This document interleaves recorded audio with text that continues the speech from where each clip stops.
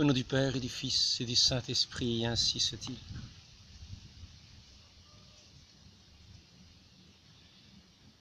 Je voudrais aborder aujourd'hui un sujet en ce dimanche du mois de juillet. Un sujet qui va nous montrer quelquefois l'utilité dans tout ce qui est du témoignage de la foi, de ceux qui s'opposent à ce qui est de la foi. Par leur combat contre la foi, nous pouvons voir comment ils amènent justement à l'évidence de la toute-puissance de Dieu, alors même qu'ils combattent, que ces gens-là combattent Dieu et voudraient voir rayer son nom de la terre pour mettre leur règne de leur esprit s'y rétrécit, la place de cet esprit, cet amour infini de Dieu, tout de bonté, tout de délicatesse, tout d'attention, tout de bienveillance, qui veille jusqu'au moindre cheveu, qui veille jusqu'au moindre vermisseau dans sa création. Et je voudrais commencer par parler de ce sujet en commençant par une parole de l'Écriture dite dans le psaume 104.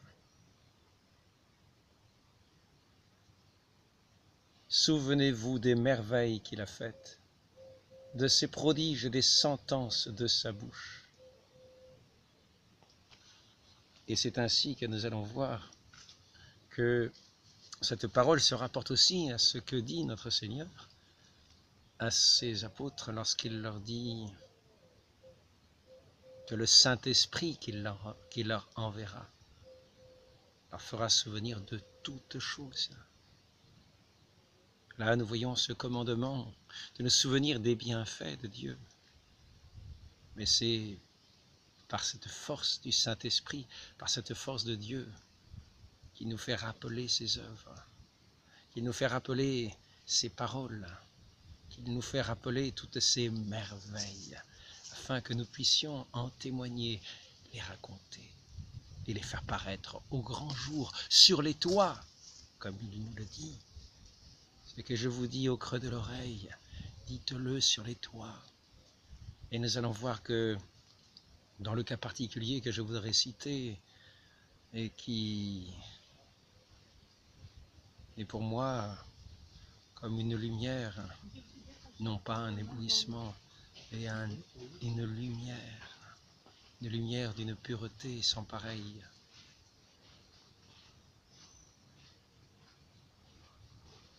Cette manifestation, cette toute puissance de Dieu merveilleuse, si délicate, si bonne pour ses enfants. Je voudrais parler de ces apparitions à Lourdes, qui sont, comme dit, au creux de l'oreille, d'une certaine manière, c'est-à-dire dans un endroit désert. Dans cet endroit désert, des roches de Massabielle.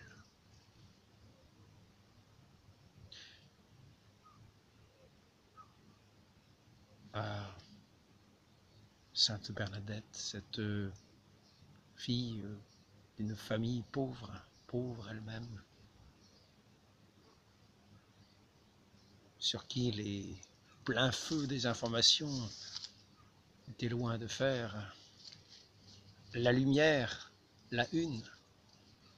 Nous verrons bien au contraire, comme je vous l'ai dit au début, que tout ce qui était de la puissance de l'information, de la puissance de ce monde, a voulu faire tomber aux oubliettes ce qui avait été dit au creux de l'oreille de Sainte Bernadette. ce qui avait été dévoilé du ciel à son regard par la très sainte Vierge Marie qui s'est montrée là comme la mère de l'humanité.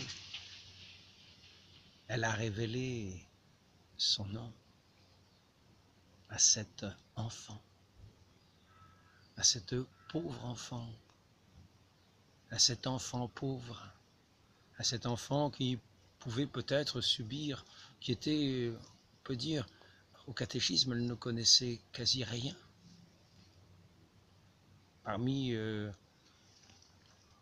Elle n'était loin d'être parmi les plus instruites. Et peut-être de ce point de vue-là, les grands esprits philosophiques la considéraient comme tout ce menu peuple, c'est-à-dire quasi rien. Un peuple de gens grossiers, sans intelligence, qu'il fallait mener à sa manière, selon les lumières philosophiques qui venaient de naître au siècle précédent ou encore un peu avant, avec Voltaire, qui a su bien mettre en application cette parole. Mentez, mentez, il en restera toujours quelque chose. Et ce mensonge est une non-attention à ce qui est de la vérité.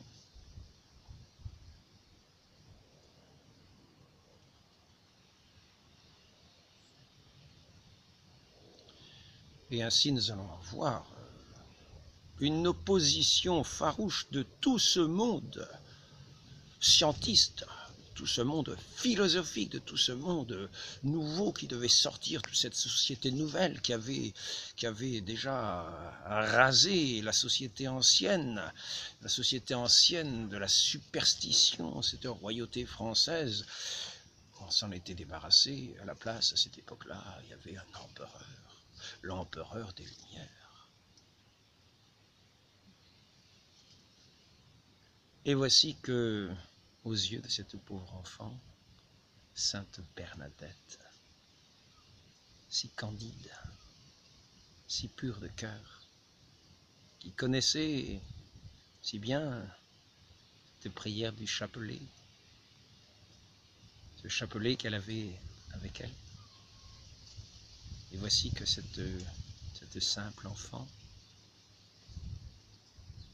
a eu cette grâce de contempler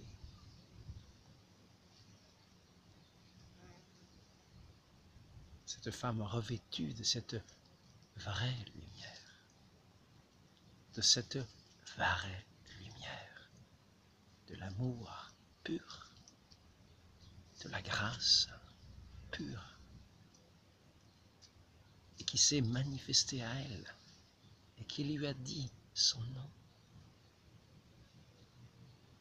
Je suis, lui a-t-elle dit, l'Immaculée Conception.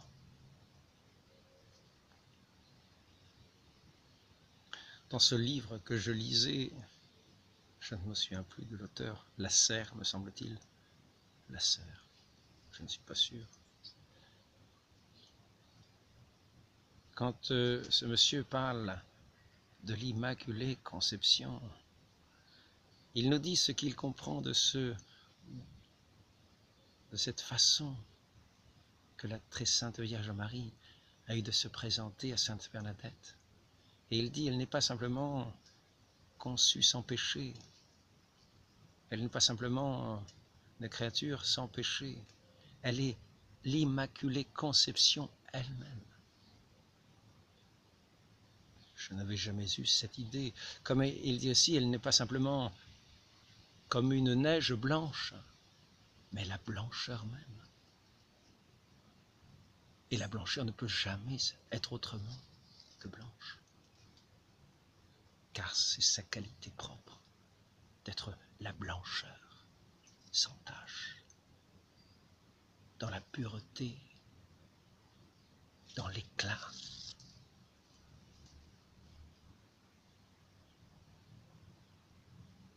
Et ainsi, la très sainte Vierge Marie s'est présentée comme l'Immaculée Conception. Et ce faisant, nous pouvons comprendre la force de cette Immaculée Conception, la force, elle qui est le canal des grâces de Dieu, l'Immaculée Conception, comme, et là, il faut faire très attention à ce que je dis, car c'est un sens qui m'est très propre et je ne m'aventurerai pas trop à le dire, mais je le dis quand même. L'Immaculée Conception, c'est-à-dire celle qui peut, d'une certaine manière, refaire, bien sûr, dans la grâce de Dieu, refaire toutes choses comme conçues de nouveau, comme refaites à neuf.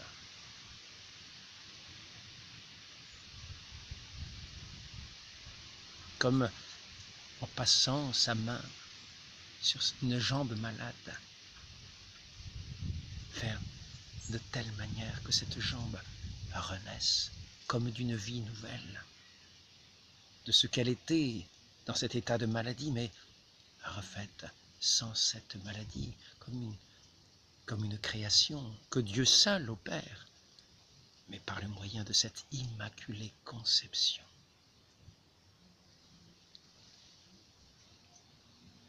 Et ainsi, cette très sainte et Immaculée Conception, cette Sainte Mère de Dieu, qui a communiqué à Sainte Bernadette le chapelet, non pas ce petit chapelet qu'elle avait, ce petit chapelet pauvre que Sainte Bernadette avait avec elle dans sa poche ou à sa main, mais ce chapelet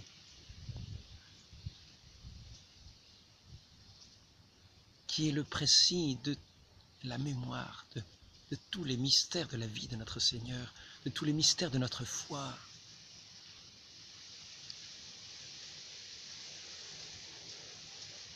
Comment l'a-t-elle communiqué?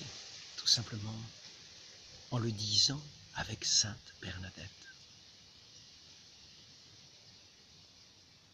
Et c'est ainsi que c'était une communication de ce chapelet qu'elle l'invitait à réciter. Dès que Sainte Bernadette a vu l'apparition de cette lumière de grâce, de cette blancheur immaculée de la très sainte Vierge Marie, elle a sorti son chapelet.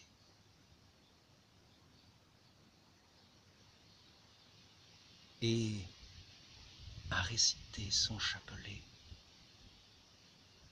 au rythme de la très sainte Vierge Marie. Elle a même invité, et ça c'est bien à retenir pour nous, quand nous découvrons cette histoire si merveilleuse de ces faits qui se sont déroulés à Lourdes. Elle a invité chacun à avoir toujours son chapelet avec lui ou avec elle, dans sa poche, avec soi, toujours avoir son chapelet. Et Sainte Bernadette était justement en train de prier le chapelet, et la très sainte Vierge Marie fait ce rappel, que chacun devait toujours avoir son chapelet avec lui, pour le réciter. Et elle demande à la Sainte Bernadette, est-ce ton chapelet? Et c'était le chapelet d'une autre personne qui était à côté d'elle et que la personne lui avait confié. Peut-être pour avoir cette grâce de tenir ce chapelet par lequel Sainte Bernadette s'était adressée à la très sainte Vierge. Et ainsi, quand elle récupérait son chapelet, elle aurait cette grâce d'avoir ce souvenir, cet objet béni qui avait comme communiqué avec celle qui est la mère de la grâce, la très sainte Vierge Marie. la mère de notre Dieu, de notre Seigneur Jésus-Christ. Et alors, la très sainte Vierge Marie dit à Sainte Bernadette, il vaut mieux prier avec le tien. Et à ce moment-là, Sainte Bernadette a repris son chapelet et sans doute a rendu le chapelet à la personne qui le lui avait prêté. Mais tous ces faits merveilleux, tous ces faits merveilleux et magnifiques des apparitions de Lourdes, jusqu'à le jaillissement de la source, ont été combattus par ce monde philosophique, ce monde des lumières philosophiques des grands esprits, qui ont été incapables de faire ce que fait un petit enfant quand il veut apprendre quelque chose ou découvrir ou réfléchir à quelque chose, c'est-à-dire considérer ce qu'il a devant les yeux, le regarder de tous les angles possibles et essayer de comprendre ce qu'il se passe. Non, non, non, non, non. Ces grands esprits philosophiques étaient des trop grands esprits,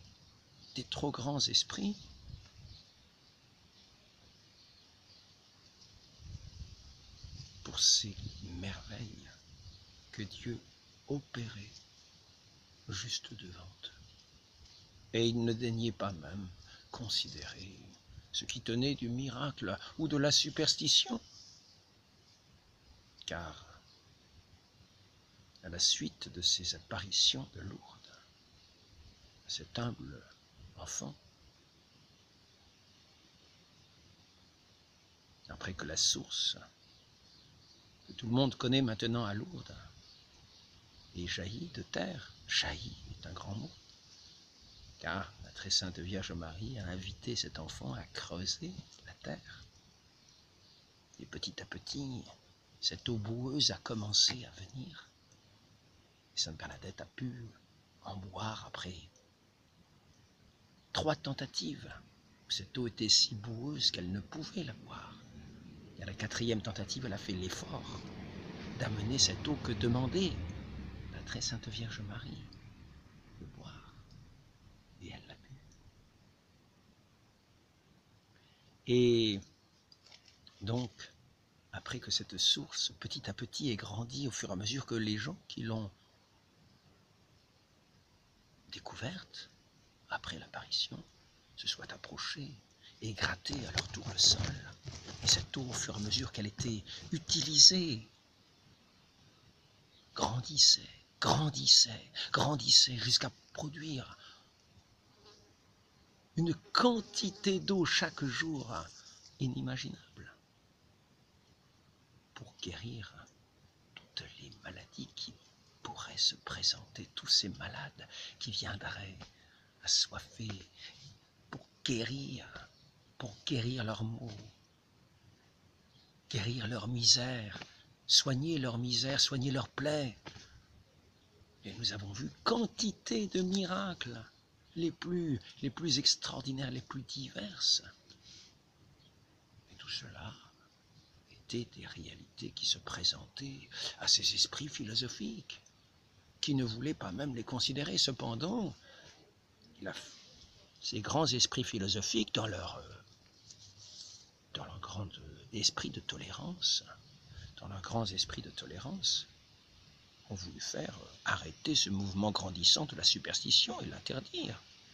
Ainsi, nous avons vu déjà le commissaire de la ville de Lourdes tenter de montrer par sa science, par son intelligence, par sa raison, par sa philosophie, par tout son esprit de finesse qui était si fin, lui, à déceler les moindres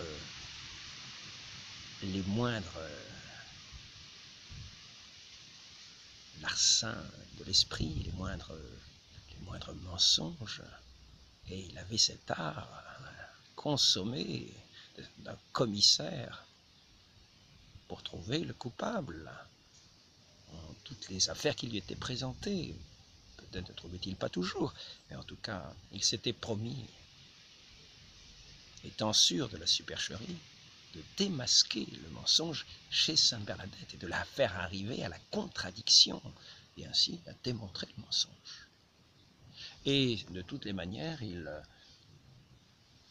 tournait ses phrases, il posait des questions semblant très intéressé par ce qui se passait.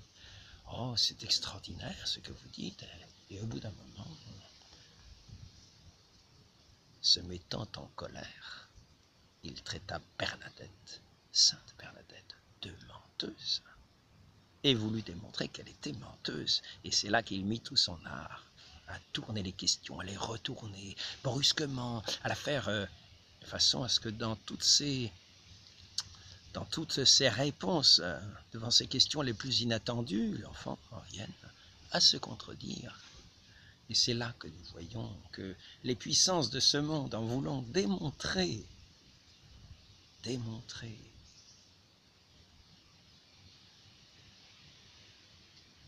en voulant plutôt combattre,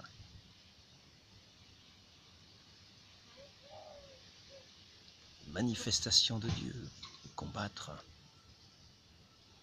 le Créateur lui-même, en voulant abattre tout ce qui est de la religion,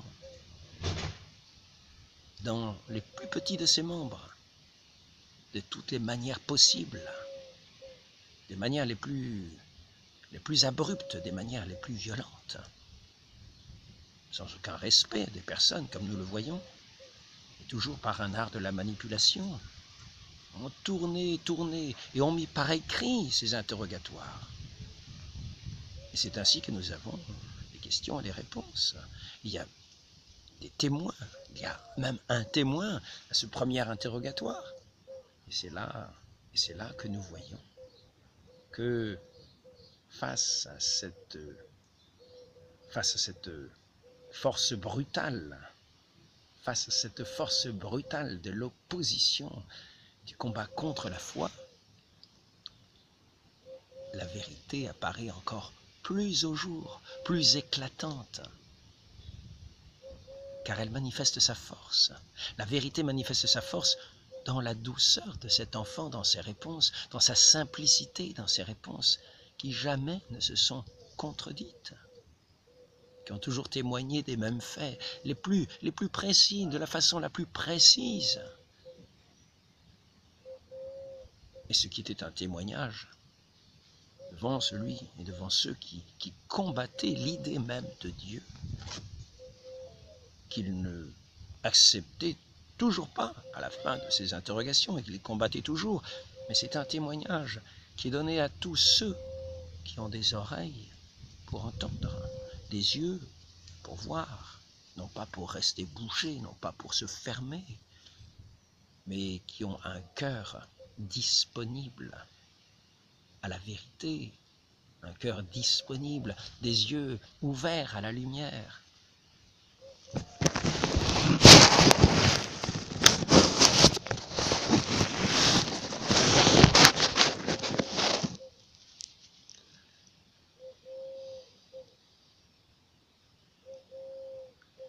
Et nous voyons que tous ceux qui ont combattu Lourdes, tous ces esprits modernes qui ont combattu Lourdes,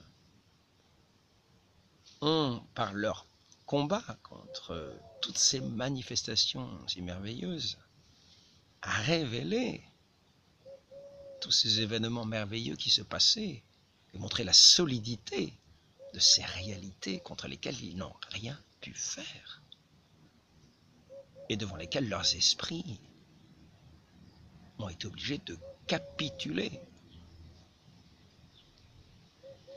Au début, on voulait faire passer l'enfant pour une folle, la faire enfermer. Alors que quantité de gens l'ont interrogée, et des spécialistes en médecine, et témoigné qu'elle était en saine d'esprit, d'une manière très équilibrée, plus que la moyenne, dans une simplicité, une pureté, mais simplement, aux yeux de ces esprits très éclairés, le miracle ne pouvait pas exister, et par conséquent, c'était une invention, une illusion, une hallucination. Mais après cela, la source surgit. Alors on a attaqué la source. On a dit que ce n'était qu'un suintement de l'eau sur la roche. Et puis voilà que l'eau a commencé à grandir, à grandir, à grandir. Et voici que le combat contre cette réalité palpable a bien continué dans des journaux au loin, etc. Mais ces esprits avancés étaient bien obligés de considérer que ce n'était pas qu'une petite flaque d'eau, que de l'eau suintant sur un rocher, et que c'était une vraie source qui était surgie lors de cette apparition de la très sainte Vierge Marie. Et puis, après ça sont venues les guérisons. Alors on a dit que non, il n'y avait pas de guérison, il n'y avait pas de guérison. Mais voici qu'effectivement, des quantités de gens ont compris que cette eau jaillie lors de cette apparition était là pour guérir et sont venus dès le commencement pour soigner les maux d'infirmes qu'ils amenaient avec eux, de petits enfants, encore à la mamelle, et que les guérisons les plus diverses se sont opérées, que dans Lourdes, alors qu'on niait ces guérisons, on pouvait voir tous les jours de plus en plus passer des gens qu'on connaissait pour étant malades, marcher dans les rues de Lourdes aux yeux de tout le monde. Et c'est ainsi que ces grands esprits qui combattaient ces idées-là se trouvaient de plus en plus dans leur combat à proclamer hautement cette toute-puissance de Dieu dans ses merveilles. Avec cette témoin privilégiée, Sainte Bernadette, cette témoin privilégiée qui était comme la lumière dans ce peuple qui reflétait les rayons sur son visage, les rayons de lumière de la très sainte Vierge, de l'Immaculée Conception, qui apparaissait dans ce rocher comme l'aurore, annonçant le salut à l'humanité.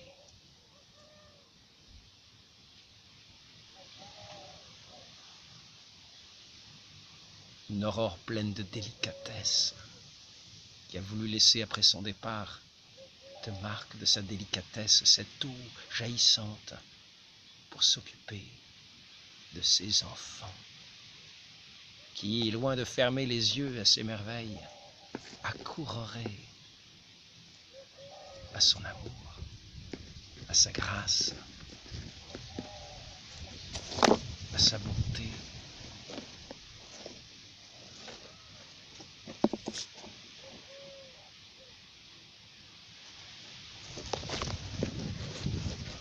Et au salut éternel dans cette foi, dans le Dieu véritable et vrai, dans son Fils unique, notre Seigneur Jésus-Christ.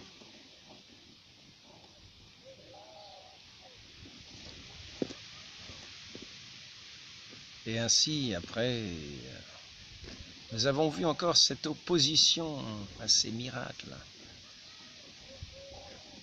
Il a fallu interdire quasiment l'accès à ce lieu d'apparition dans lequel régnait un si grand ordre. Il a fallu interdire cet accès de force aux gens pour s'opposer aux miracles, pour s'opposer. Et là encore, c'était comme une proclamation de la toute-puissance de Dieu. Car ce faisant, ces événements de Lourdes se répandaient toujours davantage.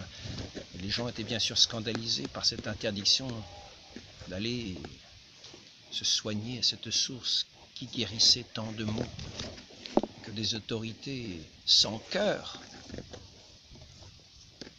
qui prônaient cette liberté d'esprit et qui interdisaient la liberté de la foi, de la prière, et qui interdisaient même de venir se soigner à une eau qui guérissait les maladies jusqu'au mourant. Ainsi, nous voyons que l'opposition,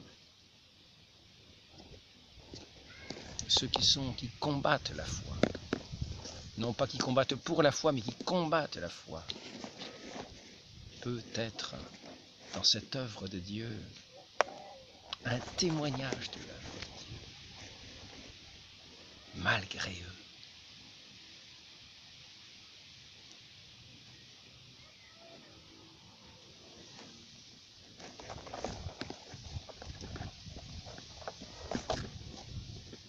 Et à Lourdes, nous voyons l'exemple d'une conduite admirable de tout ce peuple qui, subissant les injustices tyranniques de ce pouvoir libertaire, ce pouvoir philosophique des Lumières, a su maintenir son esprit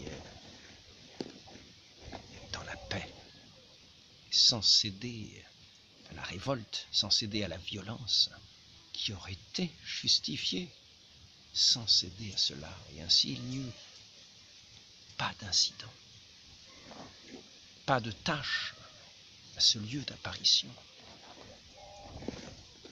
Et finalement, l'autorité religieuse qui s'était comme absentée de tout ce combat du ciel contre le monde, absentée mais néanmoins gardée l'oreille ouverte, attentive, s'était retirée. Finalement, le jugement de l'Église se prononça pour faire véritablement une enquête. Et là, nous avons eu cette grâce merveilleuse de voir les effets de ce don, la très sainte Vierge Marie, de ce don de Dieu à son Église, de cette lumière dans les montagnes des Pyrénées, à la base des montagnes des Pyrénées, cette lumière qui a rayonné dans le monde entier avec l'approbation de l'Église afin que tous les fidèles puissent venir en grand concours de peuple à l'honneur de la très sainte Vierge, à l'honneur de l'Immaculée Conception, à l'honneur de laquelle a été bâtie cette Église qu'elle a demandée. Souvenons-nous des merveilles de Dieu. Souvenons-nous de ses œuvres. Gardons-les en notre cœur. Ne faisons pas les aveugles devant elles. Sachons ouvrir les yeux et les oreilles afin d'en être les témoins et de supporter les contradictions, non pas dans la violence, mais simplement dans la fidélité. Demandons cette grâce à la très sainte Vierge Marie, apparue dans ce beau pays de Lourdes, à cet humble enfant.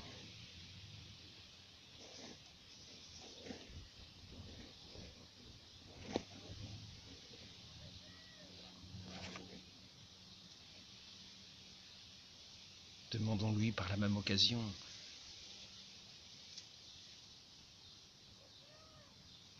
cette grâce, cet amour, cette si bonne mère. Ainsi soit-il. Au nom du Père et du Fils et du Saint-Esprit, ainsi soit-il.